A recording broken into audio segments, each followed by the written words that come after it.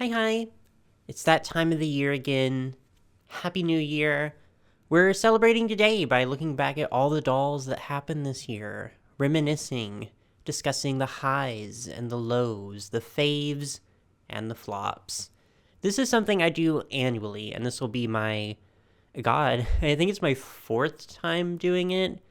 How the time flies when you're discussing little plastic women on the internet. But it's genuinely one of my favorite videos to do. I look forward to it all year because it really is fun to look back and take it year by year, you know?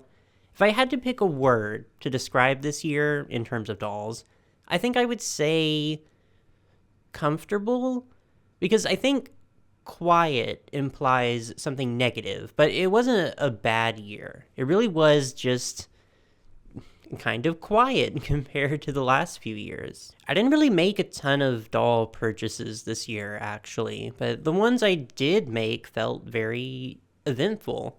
Things have definitely, absolutely slowed down in the doll world, but I never felt like I was starved for releases. I still had things to look forward to. It wasn't just overwhelming. And I imagine a lot of collectors had a pretty similar experience. So if this is your first time watching one of these, I always format them the same way.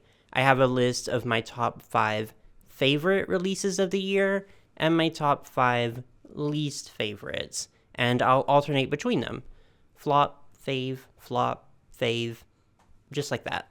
But I do want to add in an additional segment this year and talk about some of my other favorites of the year. Because dolls are my primary hobby, and I think always will be. But I do other things, and I want to talk about them, so I'm going to do that. My favorite movie of the year, I think will be no surprise.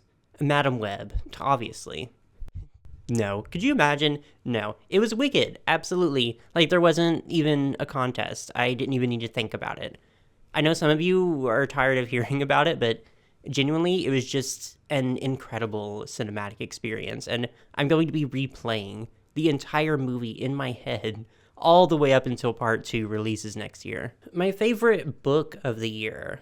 I'll admit I did slack a little on my reading goals for this year, but in the most cliche way possible, I aim to rectify that next year. My favorite book, though, I think was Don't Let the Forest In by C.J. Drews. It's a book that's very difficult to describe or summarize because I don't think the official synopsis does it justice. It's gay. It's very gay, but it's not a romance. It's very reminiscent of gothic horror, which is my favorite genre.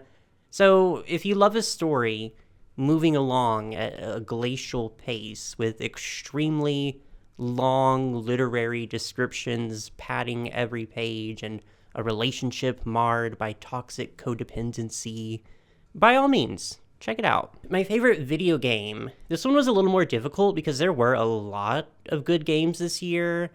I wanted to say Infinity Nikki because it has had me by the neck for the entire month. It's so fun and I love it a lot, but I think that might be recency bias. I actually think I'm going to say my favorite game of the year was Metaphor ReFantasio. If you didn't know, I love JRPGs, I love a lot of Atlas games, and this one was just so perfect in so many ways. Alright, so now, let's talk some dolls. But first, I do have a word from today's sponsor. As we know, doll collecting can be a very expensive hobby. You probably don't need me to tell you this. But especially going into the new year, it's really important to keep track of your spending, to stay on top of things like budgeting and financing. And doing that all on your own can easily become very overwhelming. Luckily, that's where Rocket Money is here to help. Rocket Money is an all-in-one personal finance app that helps you cancel subscriptions, lower bills, and manage your money better. For example, Rocket Money has an extremely useful budgeting feature. It creates customized budgets within seconds, monitors your spending habits by different categories, and provides insights on how you can stay within your budget better. This helps me make sure I always have enough set aside for my hobbies without stressing about upcoming bills or charges. And of course, we collectors love saving money. Rocket Money helps with that too. Once you connect your bank account, Rocket Money identifies all your recurring charges and subscriptions in a single place, even ones you might not have been aware you were still paying for. And from there, with just a few taps, Rocket Money might be able to help you cancel them. To save more and spend less, join the over 5 million members using Rocket Money today. Go to rocketmoney.com/darlingdolls or click the link in the description to get started for free. Thank you so much to Rocket Money for sponsoring this video. Now let's get into those rankings. Some quick disclaimers though. And I know a lot of you think the disclaimers are unnecessary, but trust me, I read the comments. Some people need to hear this. This list is entirely subjective, and I mean entirely. All from my own brain and my heart. My heart. I imagine your list will look completely different from mine, and that's fine. That's the beauty of the doll collecting community. We all have different tastes and aesthetics and interests, but we come together for the love of dolls. And sometimes the sheer loathing of dolls. It depends. That's all to say there are probably dolls that are objectively better than the ones I named my favorites, and ones that are objectively far worse than the ones I called flops. But maybe they weren't on my radar, or maybe their releases didn't surprise me or catch my attention. It all comes down to my own experiences. I am, of course, so excited to hear about your experiences too, but I've definitely talked enough for one introduction. Let's go ahead and get into it. Flop number 5, Lenore Lumington from Monster High. We're starting off with what I think is perhaps the most forgettable doll release of the year. It's hard for me to even conjure up like a catty remark because I feel so ambivalent towards this doll. Lukewarm, tepid, unenthused, whelmed. She exists. She is a doll that exists. For sure. She has a blue dress. She has hair, 2 eyes, all that good stuff. What she does not have is a particularly inspired or creative design, or a dress that looks like it fits, or paint on that big, chunky plastic chest piece despite costing $75 on release.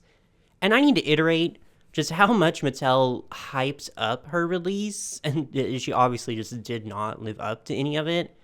I just still remember how disappointed I was when I first saw her.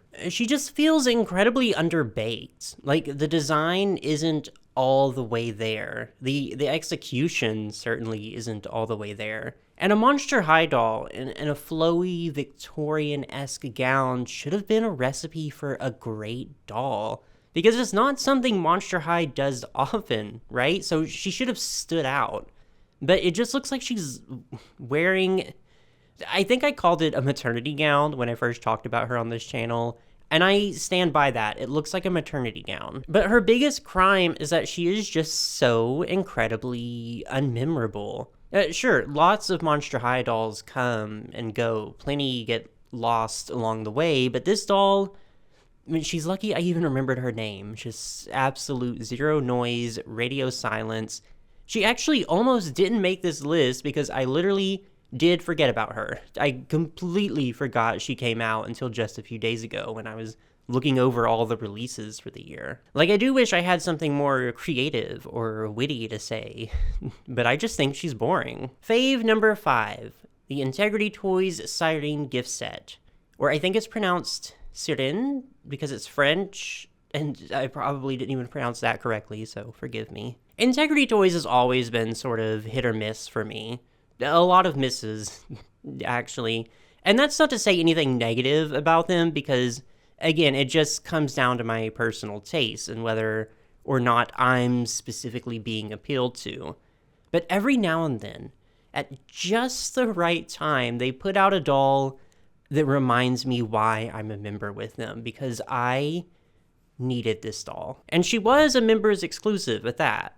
So anyways, as we know, I love mermaids. I love them so much. And this doll is truly, genuinely the high fashion mermaid of my dreams. She's so gorgeous, so glamorous, and she's only number 5 because she was also very, very expensive. She was $200, full disclosure, and I was really lucky that the balance was due around the time my birthday rolled around. And I actually think she's kind of worth that price given her quality and how much love and enjoyment I've gotten out of her, but it's still quite a lot of money. But she appeals so much to my aquamarine loving heart. Just the truly perfect doll and one of the best additions I've ever made to my collection. Flop number 4, the Bratz Mean Girls collection. Oh boy, let's get into it. So this is one of those rare cases where I have no issues with the dolls themselves. Actually, I would go as far as to say I love the dolls. I think they're so cute. And I think this was an incredible collaboration, like, inherently. There was so much synergy, and all of the marketing, the promos, they all came into place very wonderfully. No, these are a flop because of the release, the actual drops. If you weren't there, Katie came out first. She was the first to go up, and she sold out within, like, barely 3 minutes. And to be fair to MGA, we were warned that this release would be very limited. We just had no idea how limited. So obviously that left a lot of people unhappy. It happens, though. Limited release collections sell out all the time, even dolls. But what made this so uniquely horrible was the fact that this release was descended upon by resellers. A lot of the stock didn't go into the hands of Bratz fans or collectors. It was bought by resellers using bots, and literally within minutes, I mean minutes of Katie selling out, there were hundreds of listings for her on eBay for upwards of like $600 to $800. So what was MGA's solution for this when Regina came out next? To make it more difficult for collectors to buy the doll, they put 100 stupid captchas on the checkout screen and limited the release to one doll per transaction, meaning people couldn't buy extras for their friends if they missed out. And guess what? These things don't stop bots. They don't. And they didn't because Regina was bought en masse by resellers too. I wanted Regina. She was the one I wanted. And when I missed that first captcha on the checkout screen because I was so frantic and scared she would sell out, and then I had to fill out like, I don't know, like 16 more and wait in line for several minutes, I knew it was over. I knew I wasn't getting her, and yeah, she sold out while I was in line to check out. And I didn't even bother with Gretchen and Karen, but I know their release basically went the same way. And the worst part is that MGA, like, thinks this is funny, rather than actually addressing the issue that a lot of fans were left very burned and disappointed with what should have been a fun release.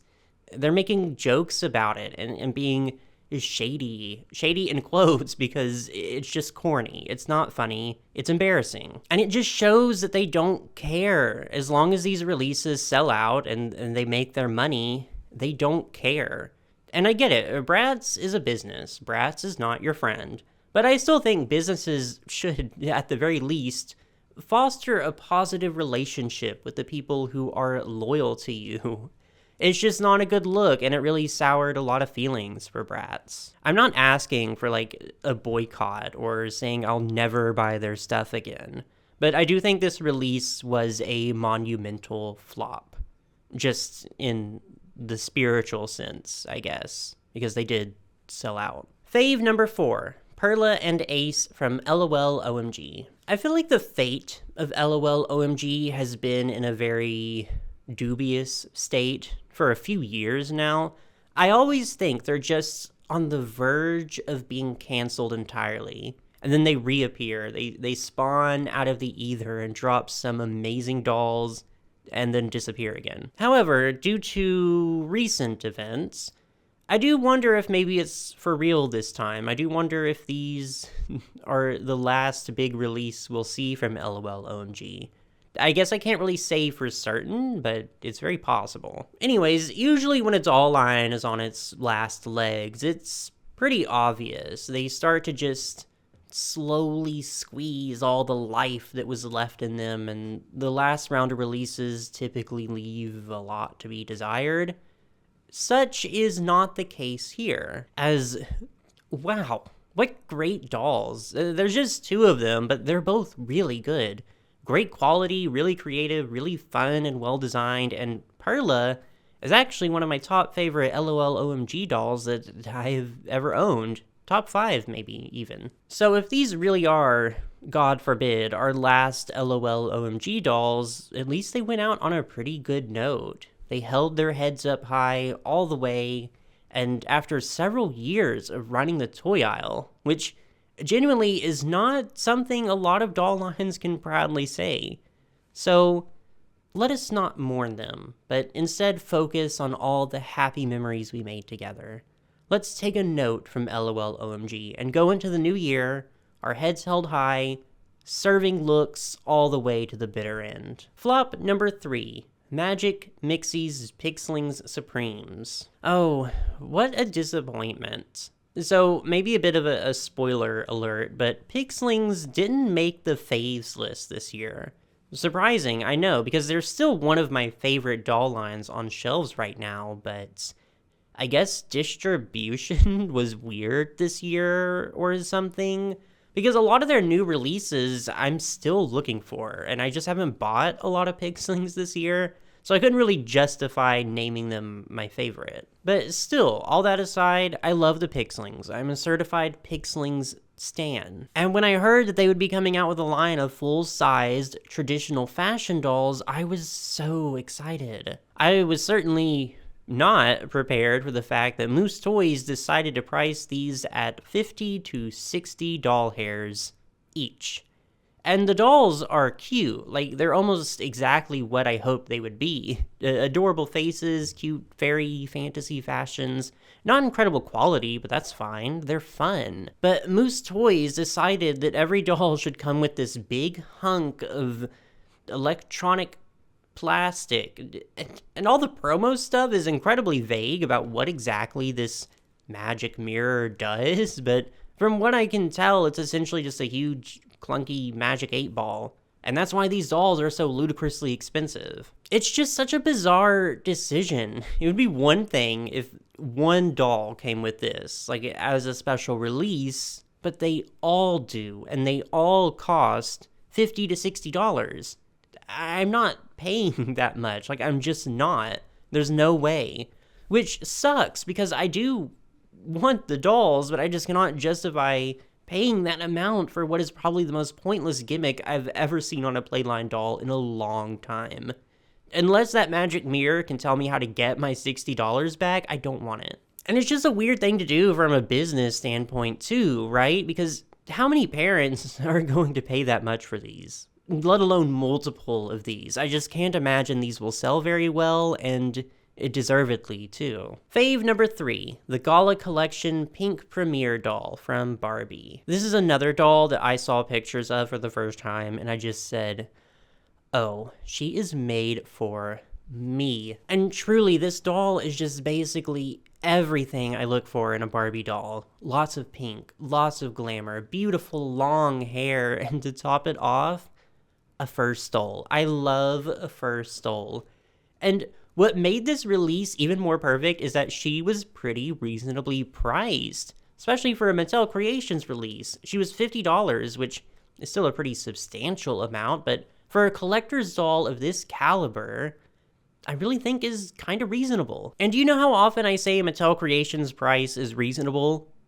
Never. It practically never happens. But that said, this doll is just so quintessential Barbie to me. She's actually my first doll with the Odile mold, and after getting her, I started to completely understand the hype with this face mold. It's such a perfect middle balance between cute and glamorous that I think Barbie should be, you know?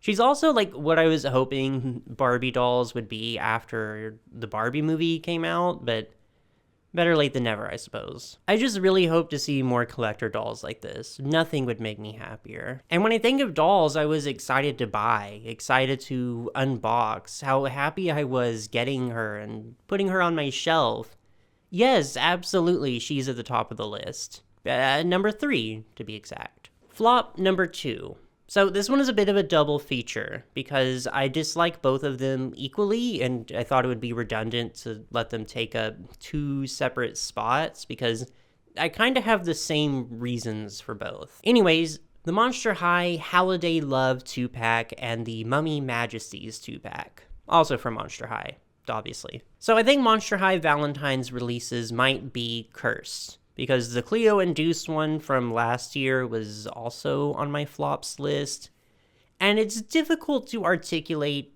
exactly what I dislike about these, but it really just comes down to them being very uninteresting.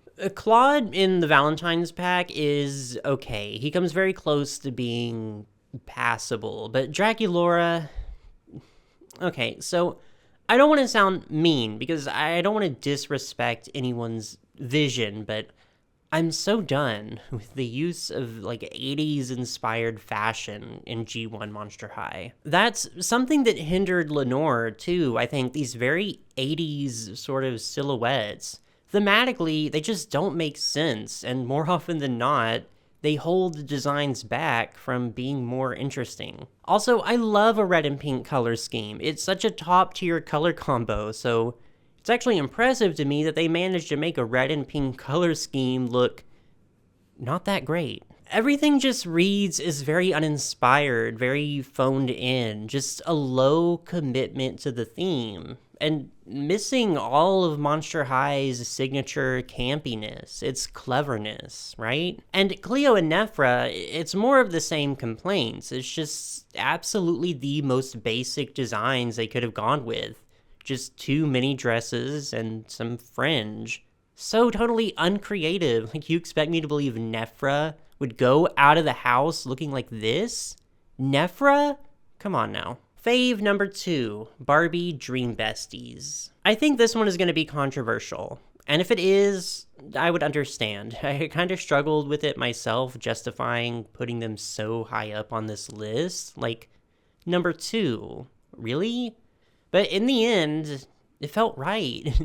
And again, I had to factor in what dolls I was most excited to buy, how I felt in the store seeing these, how happy I was to unbox them and set them up, and Dream Besties had me really excited. This is just a line I wanted to see from Barbie for such a long time now. First off, interesting fashions, and they're not exactly where I want them to be fashion-wise, especially the most recent releases.